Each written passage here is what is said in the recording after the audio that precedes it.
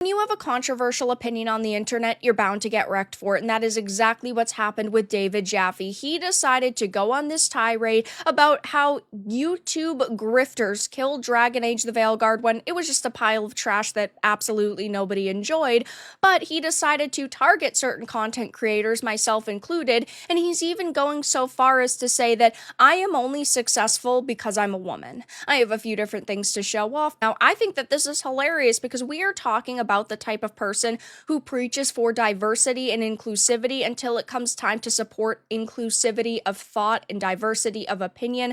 But also, I am a woman who happens to have a voice, and I have this platform that I'm extremely grateful for. But he is mad that I even have it, going so far as to say that I am a, quote, mental lightweight. So this really only all started because he got called out for his awful Dragon Age take.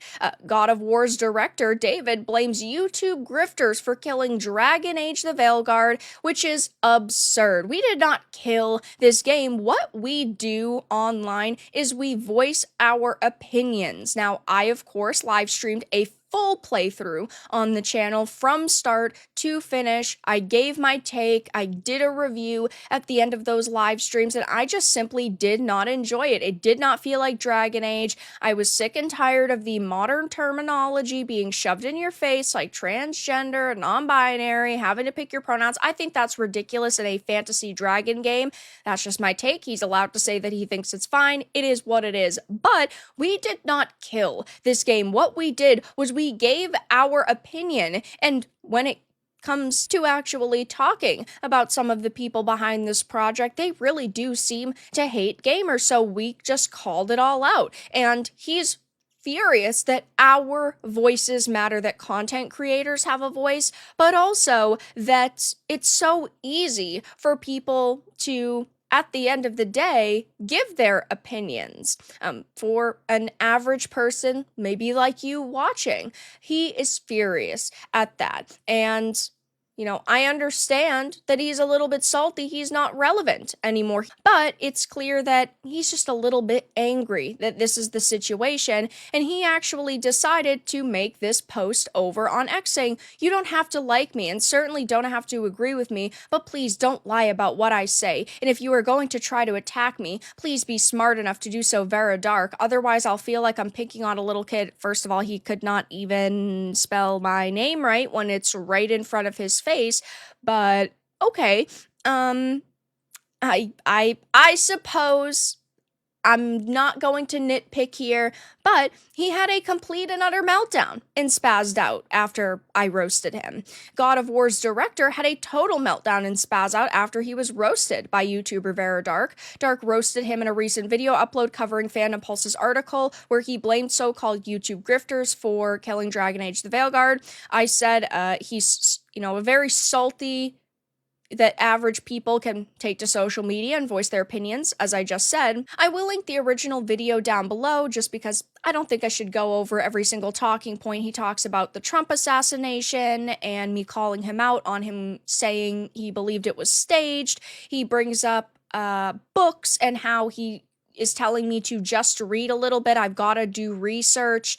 And, as time goes on, it gets even worse for him because heading on over to this Smash JT article, he said, quote, you are in that chair, Vera, because of your hair and your face and your gender. And that's fine, by the way. There's no problem with that. But let's be clear. You're a mental lightweight. I am in this chair because I genuinely believe the things I'm talking about, because I genuinely want the video game industry to be better. I am sitting in this chair because there are not enough voices when it comes to the gaming industry and trying to protect the previous franchises that are getting absolutely destroyed by activists right now. I am sitting in this chair because not a lot of other people will. And I'm not saying that there's no one, right? There are tons of amazing content creators who are now talking about the culture war in Gamergate 2, but I've been talking about censorship in the video game industry and microtransaction problems and the awful way that developers and community managers have acted for years at this point, and I will continue to do so. You can sit here and call me a mental lightweight, but you don't know me. You have not watched all of the 4,000 pieces of content uploaded on my channel. I stream 20 hours a week. I put up 15 videos a week. I have done that for years now. So you can call me a mental lightweight, but I'm gonna keep it a buck. I know more about the current state of the video game industry than you have known about the video game industry in the last 15 years. You are completely out of touch with gamers. You are completely out of touch with how people feel, and you genuinely do not care. You don't care about listening to people. You don't care about listening to me. You do not care about listening to the people that you would need them to swipe their credit cards if you decide to ever get off your ass and make another game. And all you're really doing is embarrassing yourself, bringing up the way that I look, bringing my gender into this conversation. Why does my gender matter? I'm not sitting in this chair because I'm a woman. I have worked hard on my channel for 5 years. It's not because of my hair that people subscribe. It's not because of my face that people subscribe. It's because of the takes that I have, and again, they are takes that I genuinely believe in. So you can sit here and you can say this all you want, but you're really just making yourself look even worse than you really already do. And in a previous video, he told me to go fuck myself, lady. My mind is fine. It doesn't really seem so. And even after all of this, all of the rude comments and insults, he came into one of my gaming streams to try to stir the pot and try to reel me into one of his debates, because that's just what he does. He tries to get people to get on a live stream in yelling matches, which is his MO. David tries to corner people into debates because he's really only looking for clout instead of, trying to have an amicable discussion on a matter, because he clearly knows, and I know, that we are never going to see eye to eye. We're never going to agree. But having a discussion and each one of us stating our opinions is still an okay thing to do, but it's just not what he's looking to do, and it's not what he's done in the past. He just wants to scream at people about how wrong they are, and maybe one day this will change, but at this point in time, that's the way that he works. And I've always said, if someone wants to have a discussion live, I'm willing to do it. I've said it to Alyssa. I've said it about people like Anita Sarkeesian and others, but that's something he could have just reached out on a platform like when I'm streaming a video game, I'm trying to show off a game and show you guys what's great about it or what's bad about it. I'm not there to talk about drama, but after my stream, I did what I said, which was go and attempt to reach out to him. So I guess it just is what it is. I can't set up any sort of discussion stream with him, and at this point, I just don't see a way that this is going to happen. Maybe he'll reach out to my business email. Otherwise, I think that idea is dead. Now he's getting raked across the coals by the internet. People are putting up videos like Hypnotic. He put up coverage on this.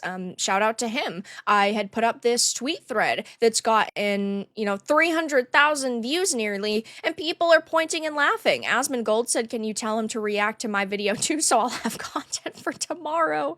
And I just responded with, one of your greatest talents is being able to react to anything. Just predict what he's going to say. That shouldn't be too hard, given it's the same talking points from anybody defending the mainstream industry, and react to what he could say. Be 2 steps ahead.